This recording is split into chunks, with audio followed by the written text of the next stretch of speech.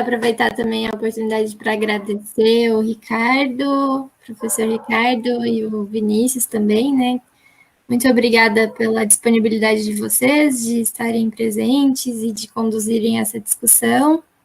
As atividades de treinamento têm sido muito legal, têm sido super enriquecedoras, e a gente agradece muito o dispor de vocês, né, que fazem isso acontecer. Então, muito obrigada. Que é isso, tranquilo. Mal carinho.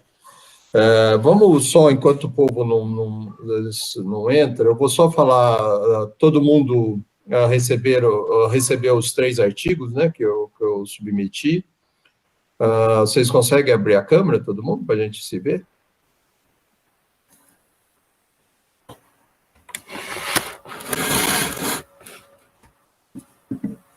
Aí apareceu mais gente. Aê! Olha os caras de sono, ó. Oi, Aninha, tudo bem, querida? Oi, pode ter cara de sono, porque eu também estou, então fica tranquilo. Cabelo tudo bagunçado.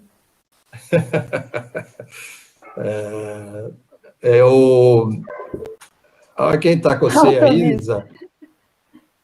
É isso. Olha lá o tranqueira lá. Tudo bem? Tudo bem, Tobias? Tobias também está com cara de sono. Beleza. Tudo bem?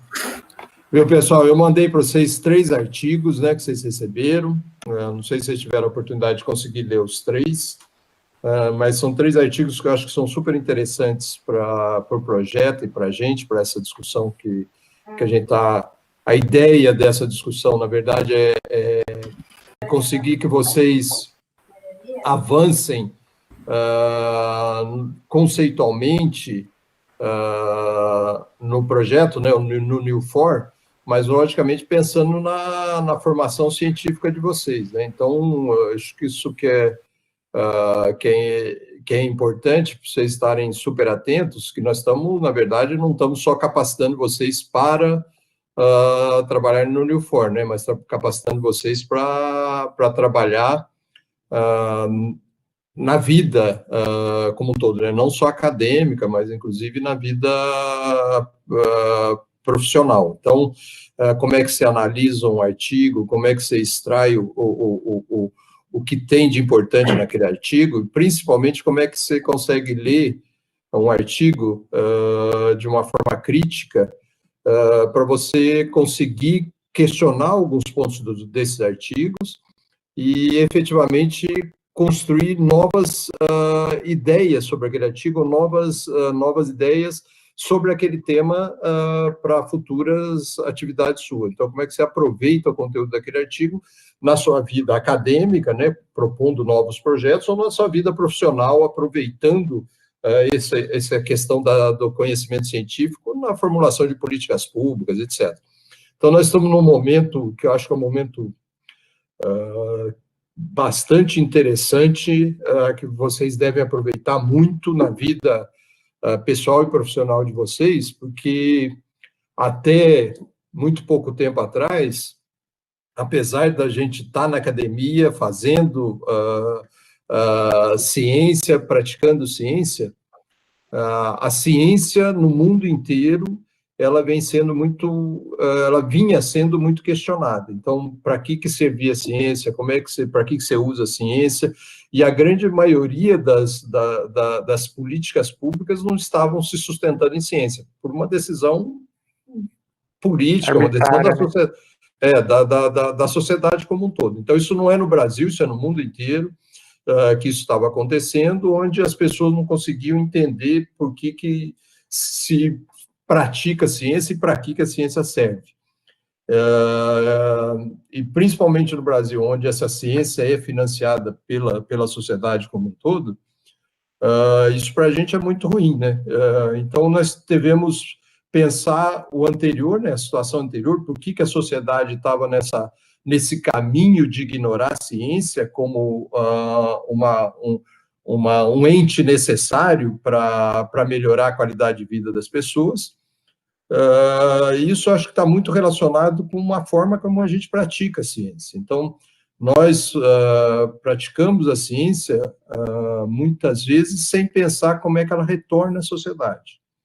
Então, isso é importante vocês entenderem, porque muitas vezes a gente pensa numa hipótese, pensa num desafio científico, mas não necessariamente pensa no que aquele desafio vai contribuir para a melhoria da qualidade de vida da sociedade como um todo, ou para a melhoria da qualidade de vida de um grupo da sociedade, o que isso interfere em termos, por exemplo, de distribuição de renda, o que isso interfere em termos de distribuição de terra no Brasil, e para que aquilo serve. Porque a maioria da nossa pesquisa, na verdade, é uma pesquisa para conversar com nós mesmos. Então, é para os pares, e a gente fica discutindo com os pares, e muitas das vezes isso não chega à sociedade.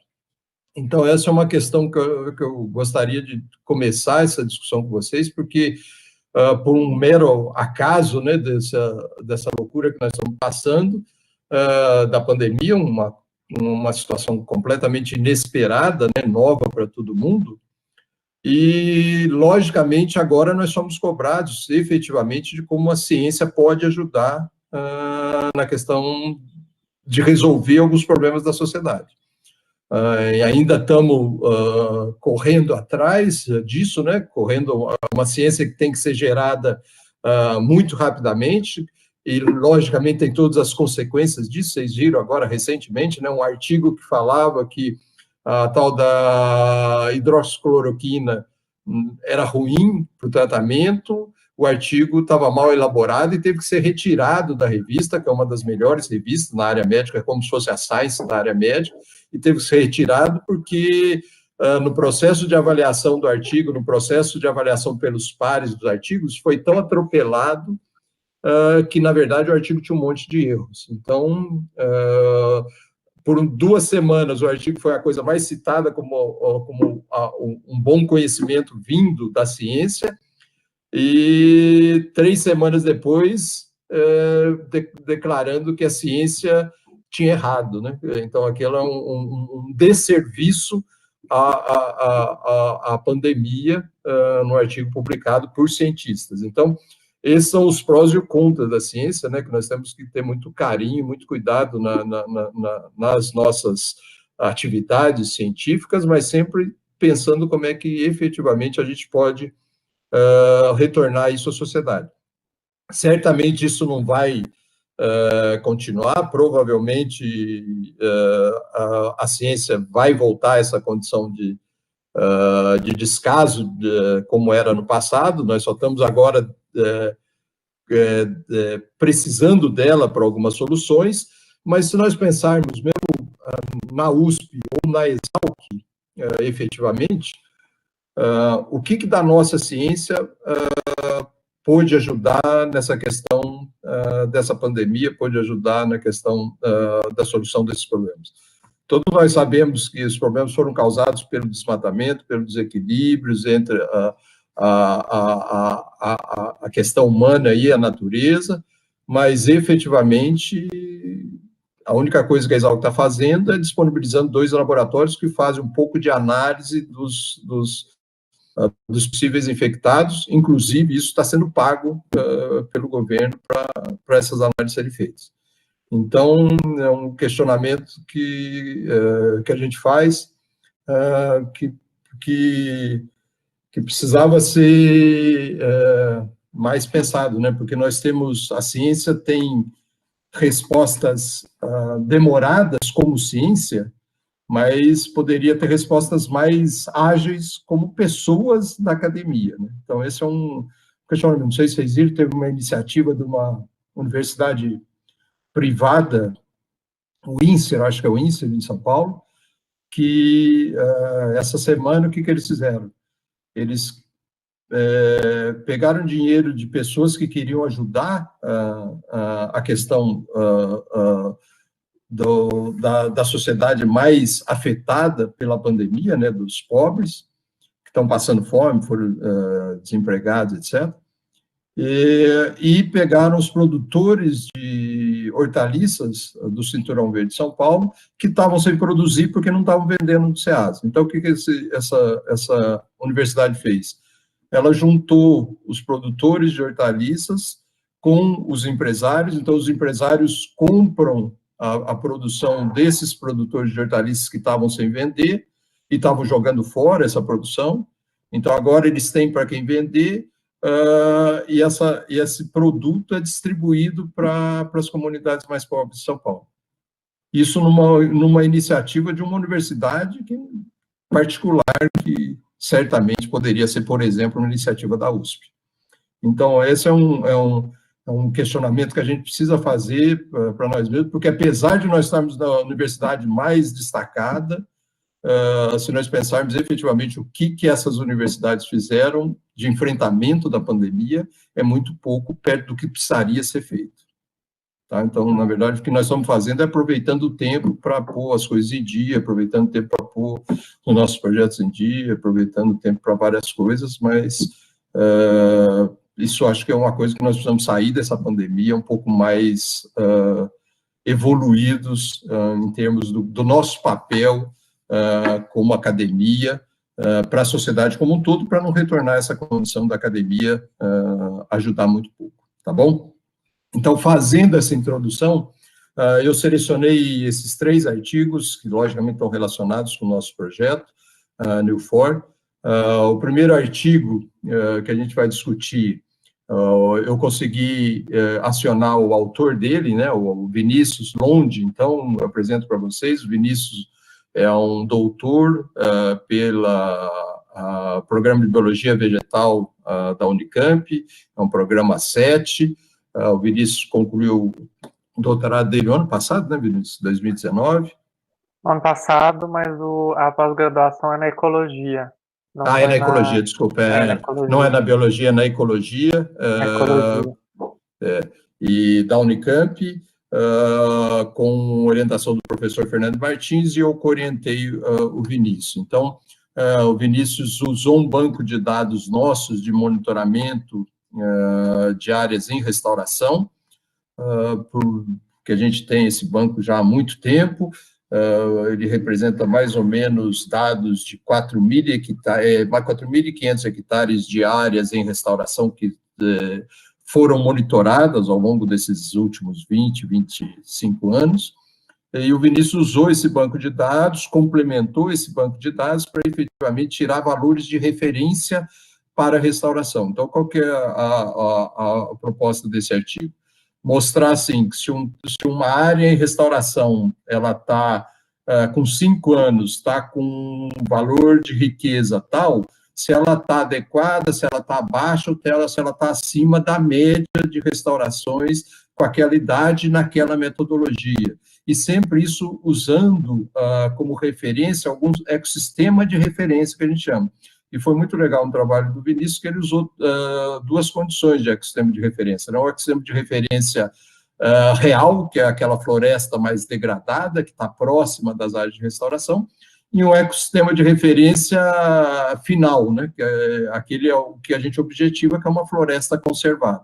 Porque se a gente põe o ecossistema de referência só aquela floresta conservada, o nosso alvo está muito distante e sempre os nossos indicadores vão estar muito abaixo do alvo. Então, ele pôs um ecossistema de referência intermediário, a gente chamou de intermediário no projeto. Então, o trabalho do Vinícius tem uma contribuição absurda, porque, para vocês terem ideia, até a publicação do trabalho do Vinícius, que é 2019, o único trabalho que discutia valores de referência era um trabalho anterior do Suassuna, que ele trabalhou com 20 áreas, 30 áreas. O Vinícius trabalhou com 900 áreas. Então, para vocês verem o nível de diferença que tem. Então, eu gostaria de vocês, as pessoas que leram, né, e que tivessem questões, levantassem essas questões diretamente ao Vinícius e a gente vai discutindo junto. O segundo trabalho que eu gostaria que vocês lessem, que eu mandei para vocês, que eu gostaria que vocês discutissem ainda hoje, é o trabalho da Débora. A Débora também é uma pós-doc do laboratório, um trabalho de 2019. Ela vai estar junto com a gente a partir das 10h30 ou 10h20. E a Débora, ela tem um trabalho que ficou muito interessante, que ela faz uma discussão sobre diversidade beta, funcional e taxonômica, numa paisagem. Então, ela procura entender qual que é o papel da restauração e qual que é o papel dos fragmentos florestais naquela paisagem para a questão da diversidade beta, tanto diversidade funcional como taxonômica. Então, ela vai estar discutindo com vocês, mas foi um trabalho muito interessante, porque mostrou que a restauração, efetivamente, ela é complementar à conservação. Então, nós nunca podemos pensar a restauração como uma alternativa à conservação ou como uma questão separada da conservação. Então, isso acho que é muito importante nesse momento para a gente, que a gente está trabalhando com um monte de florestas, vários fragmentos, várias áreas restauradas, várias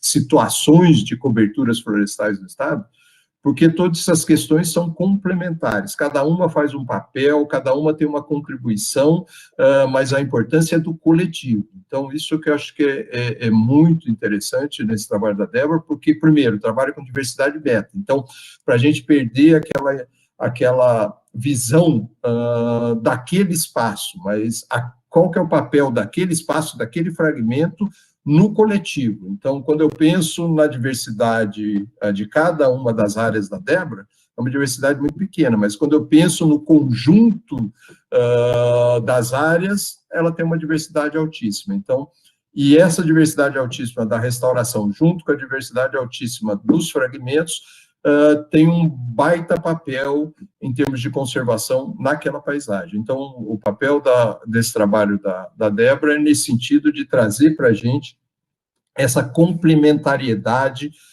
tanto de fragmentos como de restauração, e eu gostaria de ter um trabalho que ainda incluísse a questão das áreas produtivas, porque todas essas coisas são interdependentes. Então, tanto a área produtiva, como as áreas naturais remanescentes, como as áreas de restauração, são complementares e a gente precisa pensar nelas dessa forma complementar, interdependentes, onde uma vai estar contribuindo com a outra, os fragmentos disponibilizando polinizadores para as áreas agrícolas criando espaço para as áreas de restauração, se tecnificadas e assim por diante, os fragmentos fazendo conservação de água, solo, mudanças climáticas, etc., tudo mais, tá? E o terceiro artigo é um artigo que eu quero que vocês leiam, a gente não vai discutir hoje, mas eu mandei porque é um artigo que é muito interessante. Leiam com carinho, é um artigo um pouco mais difícil, um artigo um pouco mais pesado, porque é um artigo que trata de uma questão muito recente, mas é um enfrentamento que nós precisamos pensar. Tanto para a conservação como para a restauração, nós estamos conservando áreas naturais e restaurando áreas naturais que estão sujeitas a uma dinâmica de alteração do clima. Todo mundo consegue pensar nisso, né? Então, a pergunta é, com essas alterações do clima que nós estamos passando, essas áreas vão continuar como elas estão hoje? Ou elas vão continuar com o papel que nós pensamos quando nós fizemos a conservação ou restauração? Porque nós temos como exatamente prever quais são as alterações que vão acontecer, se aquelas espécies que nós estamos colocando, estamos enriquecendo os fragmentos, estamos fazendo restauração, elas vão permanecer daqui 50 anos com as alterações climáticas? Se elas não permanecerem, o projeto é insucesso, né? Porque você está gastando um dinheiro, plantando uma coisa que ela vai ter um sucesso temporário, que ela vai desaparecer no tempo. Aí entraria muito a questão de simulação, né, Ricardo? Exatamente. Então, exatamente, que é esse trabalho. Então, o que eles fazem? A partir de dados genômicos, olha que maluquice, então ele usa genoma, ele consegue identificar pelo genoma quais são os genomas que apresentam resiliência às mudanças climáticas, e com isso ele consegue definir a resiliência dessas áreas de restauração e dos fragmentos. Então, é um trabalho lindíssimo, certamente é um trabalho que daqui a alguns anos nós vamos ter que estar pensando em restauração, qual que é um trecho do genoma que eu preciso usar na restauração para que essas áreas sejam resilientes às mudanças climáticas. Hoje nós enfrentamos as mudanças climáticas colocando espécies que nós achamos que são resistentes às mudanças climáticas. Então, por exemplo, em restauração de floresta estacional semidecidual, a gente inclui espécies que são comuns à floresta estacional semidecidual e com as savanas florestadas.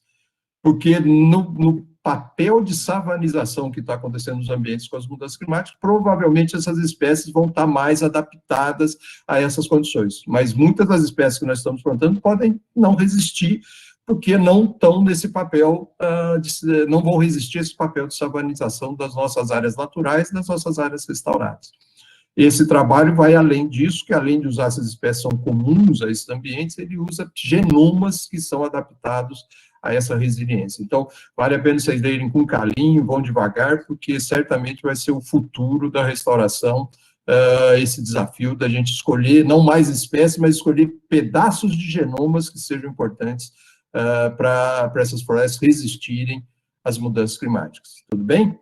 Tá? Então, são esses 3 artigos que eu submeti. Vamos começar, então, com o artigo do Vinícius.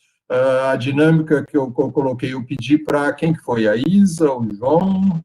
Quem que foi que eu pedi? Ficou com o João.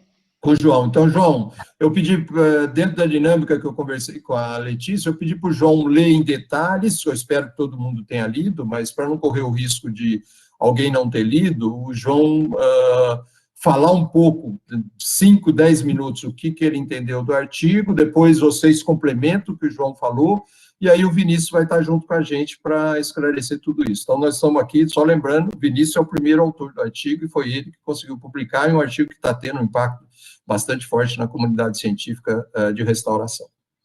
Vai lá, João. Obrigado, viu, João, já por isso. Oi, professor. Bom dia, pessoal. Bom dia.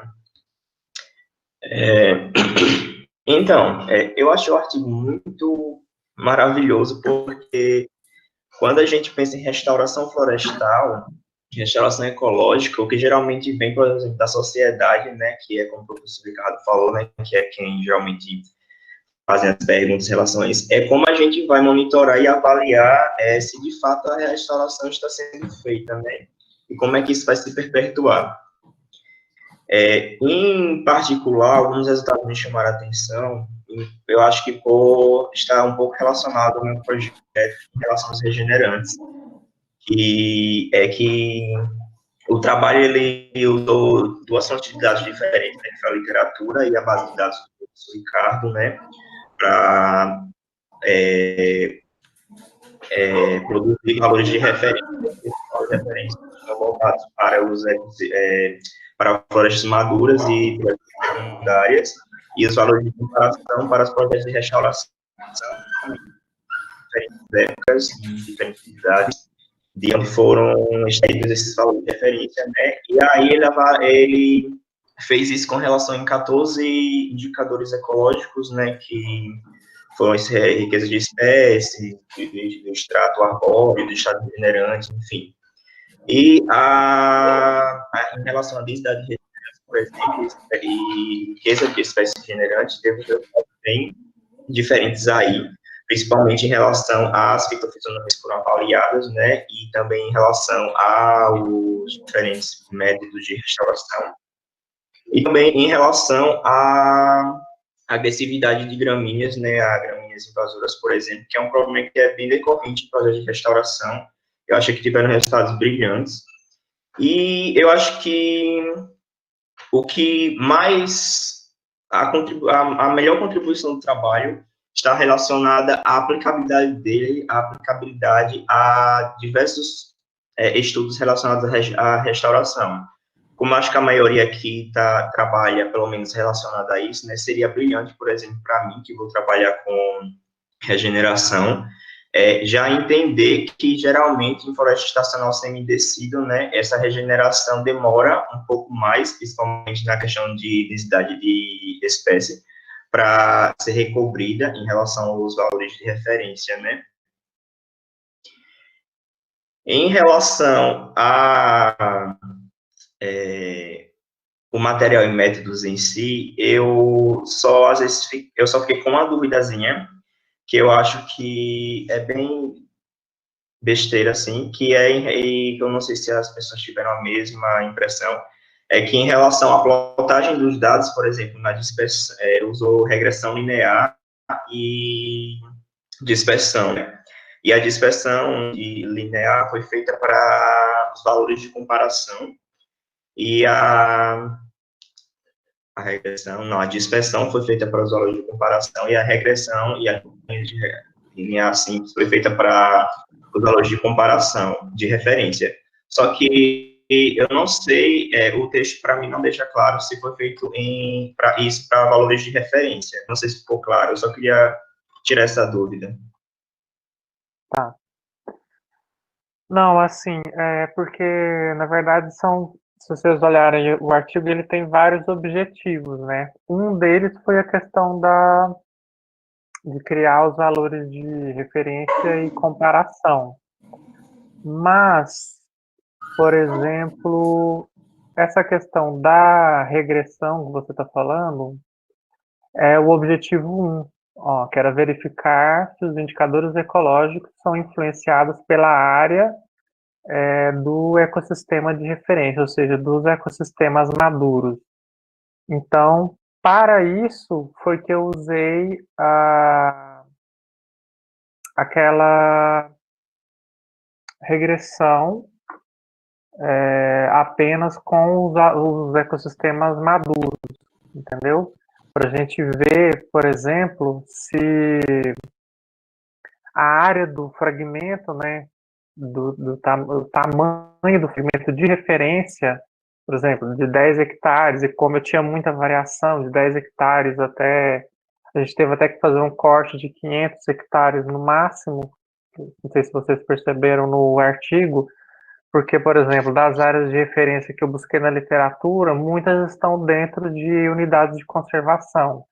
Então, algumas no trabalho falam, por exemplo, que a área total do fragmento é de 3.400 hectares.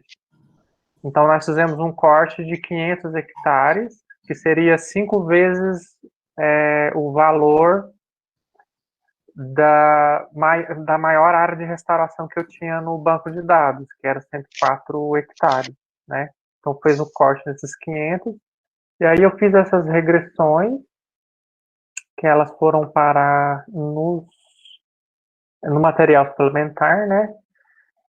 Para ver se os indicadores, se eles tinham relação com a área do fragmento. E o que a gente esperava é que não tivesse. Por quê? Porque aí, no caso, nós poderíamos usar qualquer um desses indicadores que eu trabalhei, foram todos indicadores vegetais, né? Em áreas de referência, né? Então, aqui no caso, só áreas de referência, áreas maduras.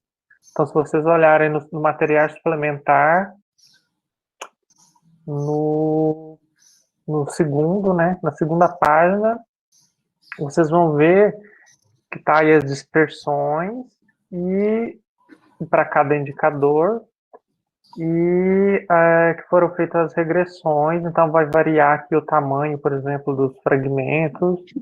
Eu tive que transformar em raiz quadrada aqui para dar uma ajustada nos dados, mas vocês vejam que só teve relação, né, a regressão só foi significativa, o P foi 0,03 para a área basal, em relação à área basal com a área do fragmento de referência. Mas o R quadrado, né, que é o nosso determinante de coeficiente de determinação, que é aquele que vai nos dizer se tem uma relação forte entre essas duas variáveis, foi muito baixo, foi 0,06, né? Então, se a gente consideraria alto, por exemplo, se fosse 50% ou mais de 50%, foi muito baixo. Então, praticamente não há relação também, apesar de ter sido significativo. E o que é a implicação disso? Que nós podemos usar esses indicadores avaliados aí em áreas, em florestas de referência, no caso, florestas mais maduras, de diferentes tamanhos, de diferentes áreas. porque a área do fragmento não influencia na avaliação daquele indicador, entendeu? Então, essa foi uma primeira questão. Porque aí, se tivesse influência, a gente já não poderia, por exemplo, se tivesse influência, a gente ia ter que determinar qual seria a área máxima lá do fragmento de referência. Então, teria, por um exemplo, sei lá, de 10 até 50 hectares no máximo. Então, o que a gente esperava e o que foi visto nos resultados é que não tem relação, né? Então, esse é o primeiro objetivo aí do artigo. Então, o que isso significa? Que nós podemos usar esses indicadores em áreas de referência de diferentes tamanhos e comparar isso com as nossas áreas em processo de restauração, entendeu? Então, foi essa a questão da regressão nesse sentido. Aí, a outra regressão que eu fiz foi considerando que vai ser a tabela, os materiais suplementares 3, né, que eu apresentei, que não dava para colocar tudo lá, foram regressões lineares simples, usando os valores de comparação, que são aqueles valores que vocês viram nos gráficos ali, o tempo pelo o indicador, né? Então, o tempo sendo o preditor daquele indicador. Porque o banco de dados do laboratório, ele tinha áreas com idade de até 7 anos, áreas em processo de restauração por 2 métodos. Mas como eu fiz as buscas na literatura por mais áreas em processo de restauração e de diferentes idades, mas principalmente com idades mais avançadas, né? E isso varia muito para cada indicador, então vocês vão ver nos gráficos que tem área que tem uma classe de idade para determinado indicador, mas não tem para outro, porque é muito variável, né? Cada trabalho avalia um indicador, ou 2, 3 indicadores. Então eu tive que ir fazendo essa seleção, e aí qual que foi a ideia? A gente sabe que, na verdade, não é bem linear o processo de restauração, ele não é linear, né? Muitas vezes ele é ao acaso, às vezes não segue uma regressão linear, quem dera se fosse tudo bonitinho, né? À medida que o tempo fosse passando, a gente fosse aumentando cada ponto, né? Por exemplo, uma área que começou com plantio, à medida que o tempo vai passando, que foram as classes de idade que eu coloquei, ela vai aumentando até chegar lá na referência. Isso seria o nosso ideal que acontecesse. Mas a gente sabe que durante esse longo prazo aí pode acontecer alguma coisa que interrompa, né, esse processo. Então pode não ser linear. Mas como os dados se ajustavam para a regressão linear, foi feita a regressão e muitos deles realmente foram significativos, né? A regressão foi significativa e tiveram também um alto coeficiente de determinação, que eu estou vendo aqui, por exemplo, de 78% ou 48%, entendeu? Expliquei essa dúvida?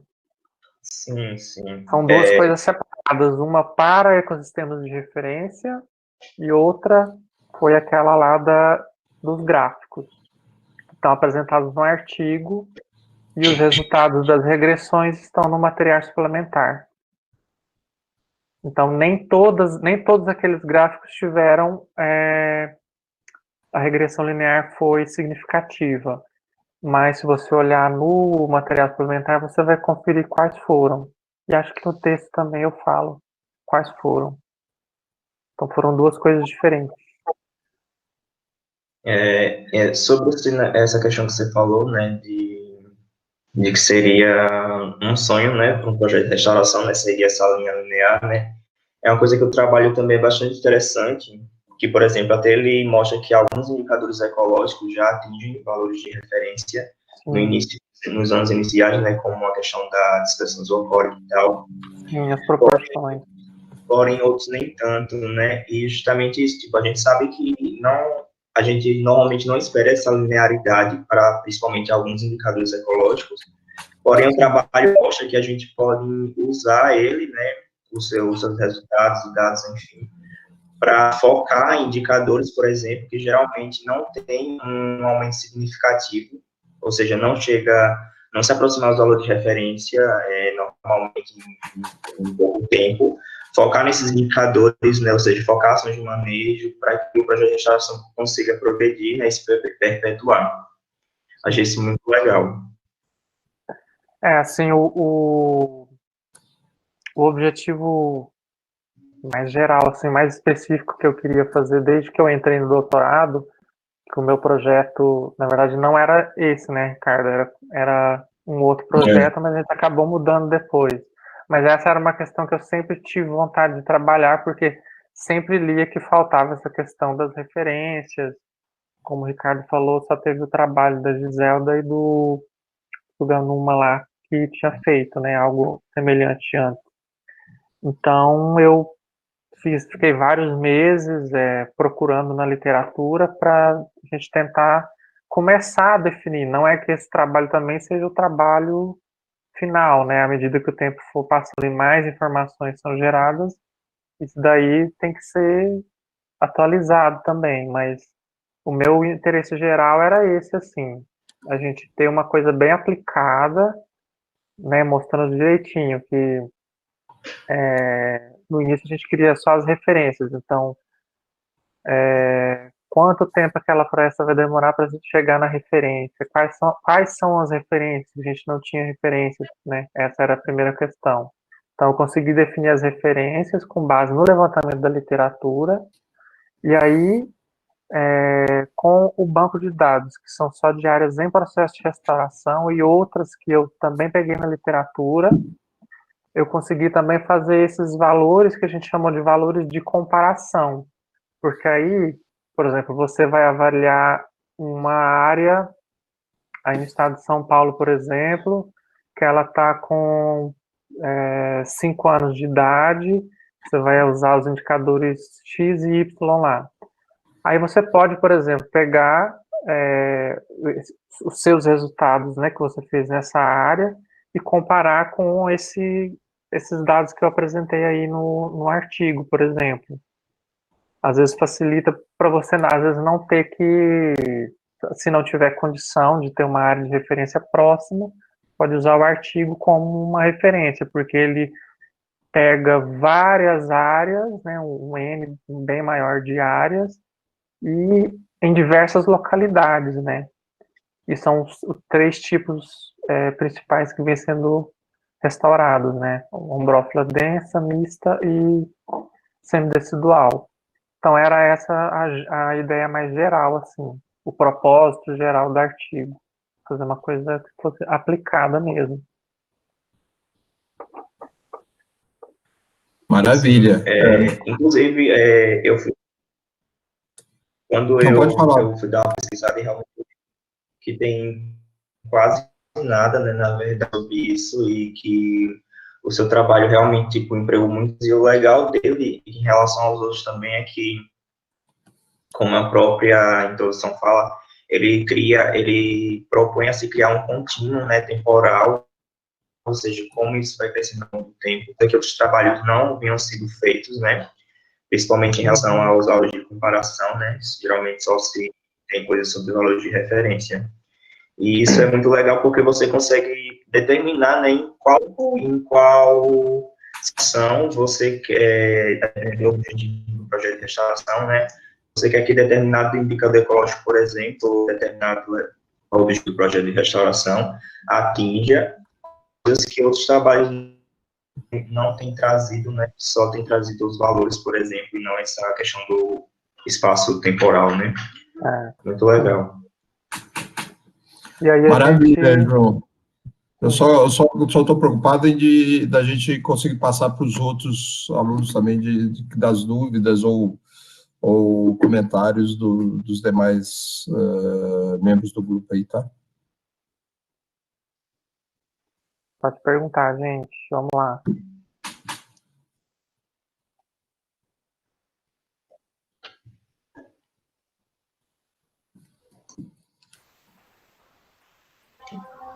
Oi, Vinícius, tudo bem? Tudo bem. Queria parabenizar pelo trabalho, super legal o artigo que você bolou, deve ter dado um trabalho bom, né? Sim, Trabalhar com certeza. esse, e foi super legal. Uma coisa que eu O percebo, maior trabalho dele, Isa, foi aguentar eu e o Fernando Martins juntos.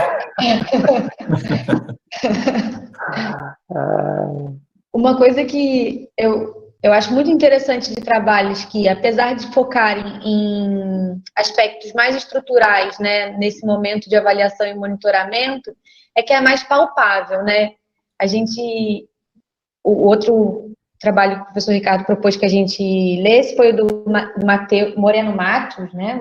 Moreno Matos, e é um trabalho que ele explicita muito que a gente pense mais na funcionalidade dos ecossistemas e nas complexidades, né? E sempre nesse potencial de recomposição, né? De reestruturação, esqueci como é que traduz isso. Você retomar aquela assembleia de espécies, né? E só que é muito pouco palpável, né? Você fica lendo um artigo desse e fala, cara, daqui a quanto tempo a gente vai conseguir colocar isso em prática, né? Como é que usa? O que pra gente? E ele também não propõe, não critica ele, né? Ele não propõe porque ele já fez tanta coisa e propor as metodologias também não era nem o objetivo dele. Sim. Mas é muito legal porque é muito palpável, né? A gente consegue implementar, né, tudo isso que você está propondo de forma mais... Essa foi a ideia mesmo, assim. E Sim. tanto que a gente usou os indicadores porque tem o Pacto pela Mata Atlântica, né, de restauração da Mata Atlântica, e aí tem o protocolo de monitoramento, que eu cito aí nesse artigo. Na verdade, a minha tese toda foi baseada nisso. São 3 artigos, na verdade, esse foi o primeiro a ser publicado, mas os outros 2 ainda estão em avaliação. E como no protocolo de monitoramento sugeria esses indicadores, né, ou alguns desses indicadores aí, eu acabei usando esses. E também porque, por exemplo, se você pega a legislação da secretaria, né, acho que era 34, né? 34. De São Paulo, ele usa alguns desses indicadores, então seriam indicadores mais palpáveis. E uma coisa também é porque, assim, não foi porque a gente usou 14 indicadores, que na verdade muitos deles são de proporção, que nem estão lá no protocolo de monitoramento, mas eu vi que era possível, então eu fiz as proporções. Não significa que a pessoa tem que usar todos também, né? Ela vai usar os que forem palpáveis para ela. Sim. E quais que você acha que refletem mais a funcionalidade das áreas? Funcionalidade, eu acho que seria mais a questão de regenerantes, né? Densidade de regenerantes.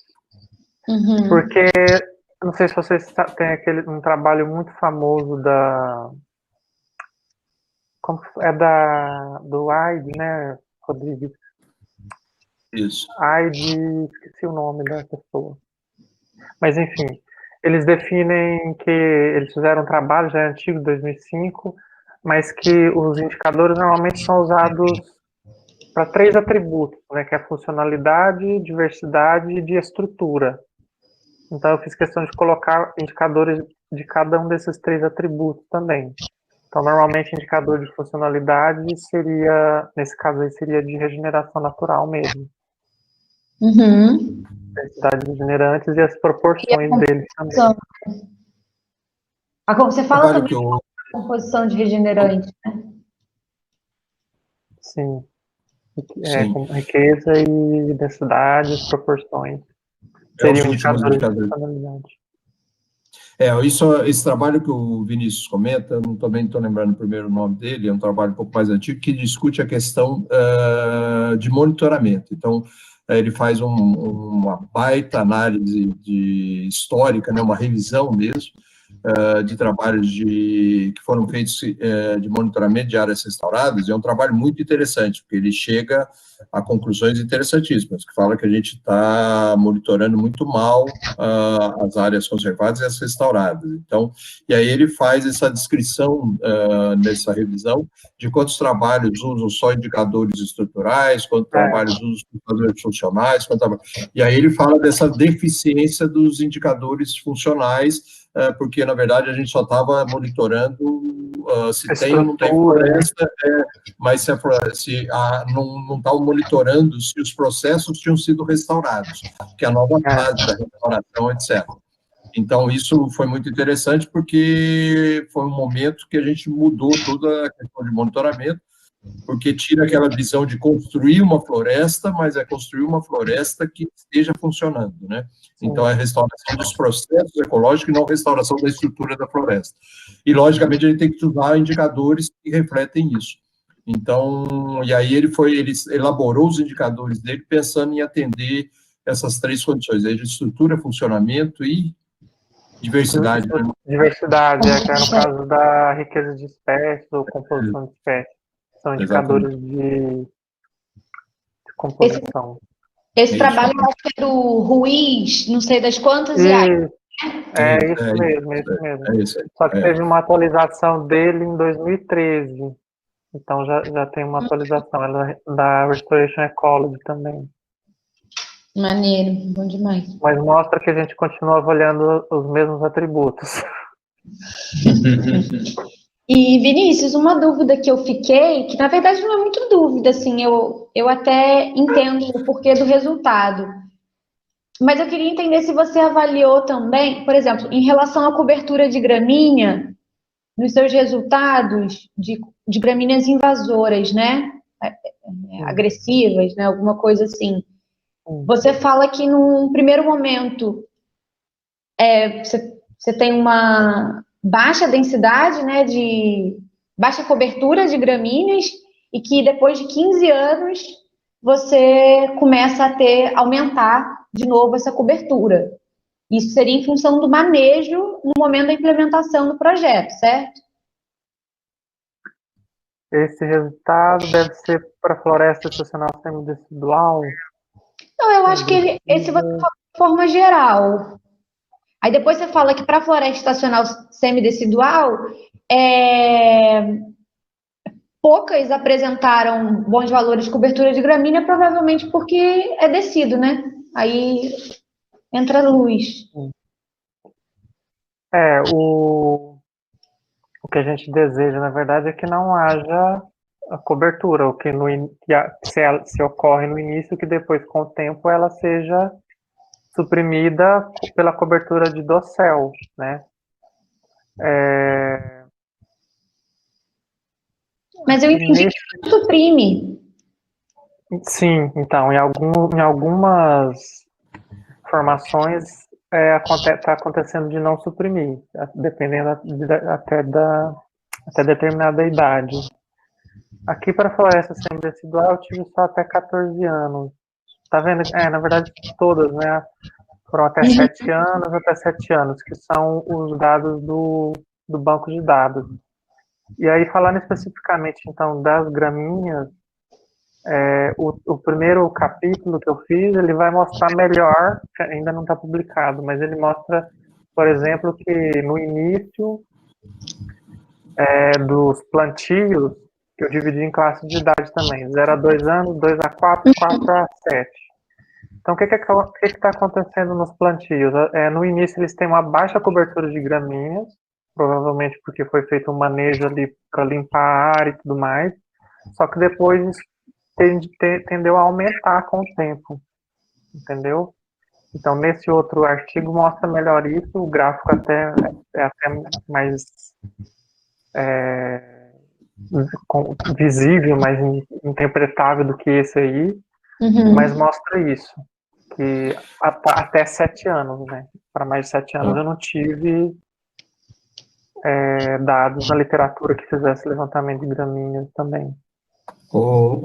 Isa, você levantou um ponto que é super interessante, é um ponto de discussão hoje, em função do trabalho do Vinícius, ele está sendo muito discutido, que é a questão da invasão de gramíneas, como a presença, né, de gramíneas e a intensidade das gramíneas na área de restauração como indicador de sucesso. Porque nós temos duas condições que são muito interessantes.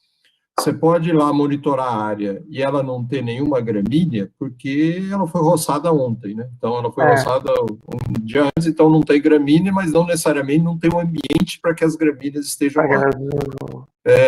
Então, esse é um indicador que ele tem muita falha, porque ele está diretamente relacionado com uma história de manejo da área. Então, hoje, a gente está gradualmente substituindo esse indicador por cobertura de dossel, que é aquilo que o Vinícius falou. Se você tem uma boa cobertura de dossel, logicamente, você deveria ter menos controle de gramínea, porque a gramínea é manejada. Então, a gente hoje está dando mais peso na cobertura de dossel do que na gramínea para restaurações florestais, né? Restaurações antiflorestais não é tudo diferente. Mas uma questão que é interessante, Vinícius, você precisa... Nesse artigo 1, acho que a gente, na correção, eu já até te falei isso, mas precisa ver se está claro lá, que isso foi um aprendizado nosso recente, porque conforme a gente vai para o oeste do estado, ou quando eu vou para um gradiente climático, como o nosso Newford tem, e as restaurações também, quando eu vou para o oeste do estado, eu vou para uma situação onde a estação seca é mais definida. Ô, Isa, acho que está dando ruído no seu microfone aí, Isa. A estação seca é mais definida. E aí, o que acontece? As árvores perdem as folhas no período seco, e perdem uma grande quantidade de folhas. E essa perda de folhas no período seco induz o reaparecimento das gramíneas. Mas as árvores estão lá e o dossel está constituído. Se você for lá em janeiro, vai estar com o dossel fechado. Se você for em julho ou agosto, o dossel vai estar aberto, mas as árvores estão lá e as gramíneas vão estar presentes. Então, você tem uma ocorrência cíclica das gramíneas, ela some e aparece, some e aparece. Isso também acontece aqui na nossa região, na estacional semidecidual, tipicamente porque nas clareiras, quando abre clareira, morre de vida, aparece a gramínea, fecha a clareira, a gramínea some. Então, a convivência com gramínea vai ser sempre, porque era uma área degradada, que tinha muito gramínea, e ela não vai desaparecer. Tem um trabalho nosso, publicado já mais antigo, como é que ela chama a menina? Eu vou lembrar já. Ela fez um levantamento do banco de sementes de áreas de restauração com diferentes cidades. O que tinha no banco de sementes para ver se a dinâmica estava sendo restabelecida. E foi muito legal, porque nós pegamos o banco de sementes de áreas de 5, 10, 15, 20 até 50 anos, 60 anos, que é a área de Cosmópolis. Na área de Cosmópolis, que é a restauração mais antiga que nós temos em São Paulo, tem 60 anos, foi feita na década de 60, inclusive com espécie aí da Exalc, 80% do banco de sementes da área em restauração era de gramíneas exóticas, tá? Isso por quê? Porque algumas gramíneas já eram desde o início, e outras estão sendo trazidas pelos dispersores. Então, a gente gostaria que os bichos trouxessem só coisa boa, né? Mas tem um monte de aves granívoras que vão trazer para dentro das nossas áreas de restauração um monte de braquiária, que estão lá esperando o projeto dar errado. Então, essa é uma questão que é real de áreas de restauração. Isso vai ter que passar muitos anos, muitas décadas, para que esse banco de sementes seja cada vez menos representado de gramíneas, e a gente tem essa expressão. Mas a convivência com gramínea é uma das condições da restauração. E quanto mais a gente vai para o oeste do estado, quanto vai para a condição de cerradão, isso é mais comum, tá? Então, isso mais acontece mais, tá bom? Então, isso é bem típico. Hoje, nós estamos numa tendência de abandonar a questão de presença de gramíneas.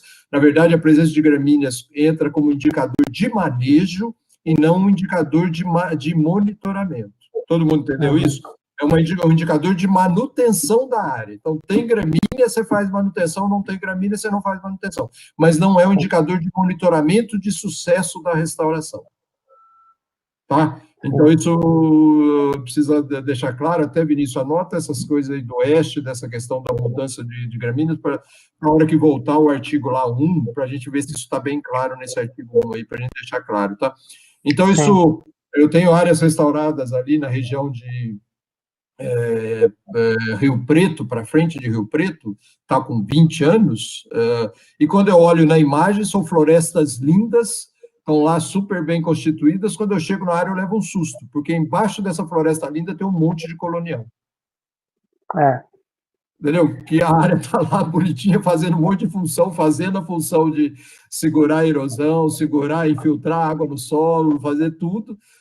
Tem a diversidade do céu, mas no subbosque tem um monte de gramíneas. E aí você fica pensando, se eu praticar ou propor o manejo dessa gramínea, eliminar essa gramínea, por exemplo, com herbicida, provavelmente o impacto ambiental que eu vou fazer com o uso do herbicida é muito maior do que a vivência com a gramínea lá. Então, o que a gente teria que era monitorar essa gramínea se ao longo do tempo ela está sendo substituída por espécies do subbosque, mas é que o cerradão tem poucas espécies subbosque, na verdade tem as transientes, né, que são as espécies do dossel que passam pelo subbosque, mas o extrato subbosque no cerradão, ele é muito menos denso e muito menos rico do que da floresta estacional. Então, são condições bem diferentes de florestas mesmo. Essa questão das espécies exóticas, né, invasoras, eu li um artigo, estava tentando achar o autor aqui, que ele fala que hoje em dia é praticamente impossível você remover todas as exóticas do mundo, porque elas estão em todos os lugares. Então, o que a gente tem que fazer é aprender a conviver com elas, né? E no caso, fazer o manejo, né? Nas áreas em restauração tem que ser o manejo mesmo, porque se elas não estiverem lá dentro da floresta, elas vão estar ali por volta, porque normalmente, principalmente plantio, né, que é em área normalmente muito mecanizada e com cana-de-açúcar ao redor, então sempre vai ter exóticas por perto, né? A questão vai ser mais manejo mesmo.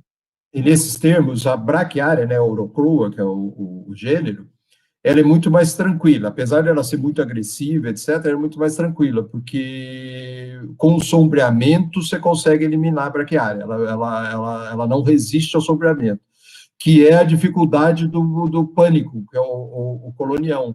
O pânico, ele resiste a um certo nível de sombreamento, então, eliminar o colonião é quase impossível, além de ser uma toceira, né, ele é muito resistente a herbicida e ainda ele resiste a sombreamento, então, o colonião com certeza nós vamos ter que conviver com ele. E o colonião, inclusive, ele nem esse aspecto da cobertura do céu ele satisfaz, porque se tiver lá 80% de cobertura, mas 20% de área aberta, ele vai estar presente. Ele vai estar lá. Acontece. Só fazer uma introdução, a Débora chegou. Débora, brigadão, querida, pela presença. Todo mundo conhece a Débora, então a Débora é autora do segundo artigo, que eu já comentei com vocês, que depois eu quero que ela fale um pouquinho com vocês. Então, vamos dar mais uns 5, 10 minutinhos para o Vinícius e o pessoal acabar com esse primeiro, e a Débora começa com o segundo. Tudo bem, Letícia? Cadê a Letícia? Letícia? Oi, deu uma cortada bem na hora que você estava falando, professor. Não, tudo bem? Pode ser assim? Dá mais 5, 10 minutinhos para o Vinícius acabar com esse primeiro artigo. Eu vou pedir depois para o Vinícius deixar o eu tenho uma dúvida também para o Vinícius. Bom. Não, isso sim, mas eu pedi para ele deixar o contato, para vocês manterem contato com ele, inclusive o Vinícius nem está sabendo, eu vou avisá-lo aqui publicamente, nós estamos, eu e o Pedro e mais um grupo grande, estamos redigindo um projeto grande aí para a Shell, e das caixinhas desse projeto, né, a gente está chamando de WorkPepd, é um grande banco de dados sobre áreas de restauração, e a proposta é a partir do banco de dados do Vinícius, do Fabiano e de outros bancos de dados que a gente tem, a gente fazer um grande banco de dados que sirva nesse projeto, fundamentalmente para a questão de estocagem de carbono, mas logicamente vai ser para outras coisas além de estocagem de carbono. Vai lá, Letícia, e outros, fiquem à vontade de perguntar para o Vinícius. Tá fechado o seu microfone, Lê. Ai. Eu queria perguntar, Vinícius, também, mais sobre o final, né? Das conclusões que você tira do trabalho. A princípio, eu achei muito bom também, já favoritei o artigo, achei ele muito bem escrito, estruturado, tudo mais. Parabéns pelo trabalho. Mas eu queria perguntar mais nessa parte de a gente tem os indicadores, a gente tem valores de referência para se estabelecer um progresso dessas áreas em restauração, mas ao mesmo tempo a gente também tem que estar aberto para múltiplas finais de uma área, certo? A gente até você fala que sucesso, né, é muito subjetivo e deve ser aplicado. Então eu fico um pouco assim nessa dúvida, não é bem uma dúvida, mas como você vê isso de ok, a gente tem os valores de referência e objetivos a serem mantidos, mas também aberto para diferentes estratégias e resultados de uma área em Diferentes trajetórias, né? Trajetórias, isso. Então, Aí... com os resultados também é interessante porque eu falei isso no artigo, porque, por exemplo, às vezes o seu objetivo, né? Porque tudo depende do objetivo do projeto, né? Então, talvez o objetivo do projeto não seja alcançar um valor de referência de uma floresta madura, mas seja, por exemplo, alcançar valores menores de uma floresta, sei lá, de 50 anos, entendeu? Então, não precisa ser necessariamente aquele objetivo final, pode ter vários objetivos, várias trajetórias, né? Sim. Isso te responde. E a questão do sucesso, esse termo sucesso, foi interessante, aqui foi o meu orientador, o professor Fernando, lá da Unicamp, que quando eu estava fazendo esse trabalho, ele leu um artigo que falava do termo naturalidade. E isso só é conhecido praticamente na Alemanha, onde foi criado esse termo. E basicamente o que a gente viu que a naturalidade seria essa diferença da referência com